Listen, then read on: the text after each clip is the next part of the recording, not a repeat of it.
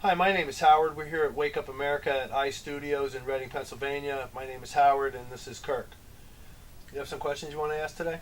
Yeah, I have a general list of topics. I guess I really wanted to start off with the divide between the Democrats and 50 to 60 billion dollars worth of cuts this year, and of course the Republicans now announced a $6.5 trillion budget proposal on the backs of middle class and the poor. If you could address the disparity between those two.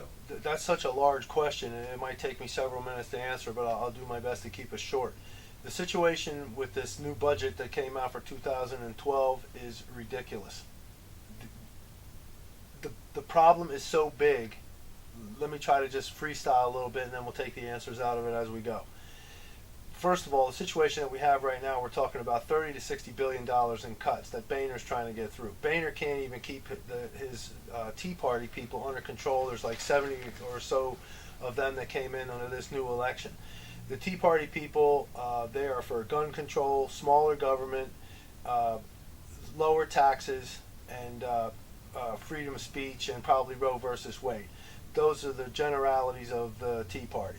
The Republicans, they stand for the things that I just mentioned, plus tax cuts for the rich, some tax cuts for the middle class and the poor, and eliminating spending. The problem is you can't just eliminate spending. You have to eliminate spending, and if you're a household, every husband and wife knows you put the kids to work if they're over 16, you get kids to pay board, the mother and father still work, and you cut spending. What the Republicans want to seem to do is they just want to cut spending, but they also want to cut revenue. That's not how you're going to get the deficit paid back. You can't even get an agreement. They're getting ready to extend the debt ceiling, and they're talking about 30 or 60 billion dollars. If you want to talk about serious cuts, let's talk about getting 98,000 troops out of Afghanistan. Why are we in Afghanistan to begin with? It's a joke. Obama came in, he tried to be a progressive Democrat, and he went along with the troop surge. It's costing us billions of dollars a day, or a week, or a month, whatever the number is. I'd have to research that a little bit, but it's costing us a huge amount of money to have 98,000 troops over there for what? And then you got this clown Karzai. Well, we'll talk about that a little bit later, but that's a hot mess. So Boehner can't keep his own people under control. The Tea Party people, they're saying, oh, they want more than 30 or 60 billion. Whatever they do right now, they can't even get it out of the House of Representatives. Never mind get it over to the Senate, where, and if it doesn't get through the House and the Senate, it's never going to get to the president's desk. Is there something else you want to ask me on that particular subject? I'm just trying to define the heart of it all. If the Democrats are focused on just cutting the